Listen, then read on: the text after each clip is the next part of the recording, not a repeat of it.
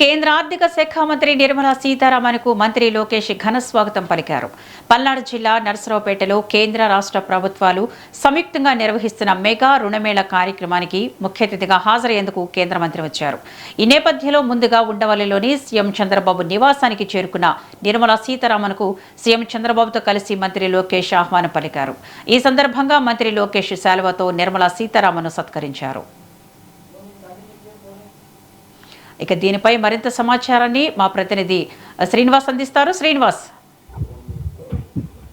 విద్య ఈరోజు కేంద్ర మంత్రి నిర్మలా సీతారామన్ ఆంధ్రప్రదేశ్లో పర్యటనకు రావడం జరిగింది. ముఖ్యంగా నర్సాపేటలోనే మెగా క్రెడిట్ క్యాంప్ రీచ్కి సంబంధించినటువంటి కార్యక్రమాన్ని పాల్గొనడానికి వచ్చారు.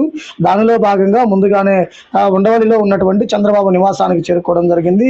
చంద్రబాబు నివాసానికి చేరుకున్న నిర్మలా సీతారామన్కు ముఖ్యమంత్రి చంద్రబాబు నాయుడు అలానే నారా లోకేష్ ఇరువురు కూడా ఘన స్వాగతం పలికి అలానే శాల్వాని కప్పి ఆహ్వానించడం జరిగింది. అయితే నిర్మలా సీతారామన్కు మంత్రి నారా లోకేష్ ఘన స్వాగతం పలకడం జరిగింది. అలానే తన నివాసానికి చేరుకున్న నిర్మలా సీతారామన్తో కలిసి ఈరోజు నర్సాపేటలో మెగా రుణమేళకు హాజరు కావడం జరిగింది. మరి కాసేపట్లో నర్సాపేటలోనే మెగా రుణమేళ ఏదైతే జరుగుతుందో క్రెడిట్ క్యాంపుకు సంబంధించినటువంటి హాజరయ్యే కార్యక్రమాన్ని సంబంధించి ఉద్దేశించి మాట్లాడనున్నారు. అయితే ముఖ్యంగా చూసినట్లయితే కనుక పల్నాడు జిల్లా నర్సాపేటలో మెగా రుణమేళ ఏదైతే నిర్వహిస్తున్నారో ఆ రుణమేళలో కేంద్ర మంత్రి నిర్మలా సీతారామన్ ప్రసంగించనున్నారు. అయితే ముందుగా చూసినట్లయితే గనక చంద్రబాబుతో ఆయన నివాసంలో ప్రత్యేకంగా భేటీ అయిన తర్వాత తాజా రాజకీయ పరిస్థితులపై, ఆంధ్రప్రదేశ్ అభివృద్ధిపై కూడా ప్రత్యేకంగా మాట్లాడటం జరిగింది. ఆ తర్వాత నర్సాపేటలో జరుగుతున్నటువంటి ఏదైతే సంబంధించి అంటే mega health credit reach camp ఏదైతే ఉందో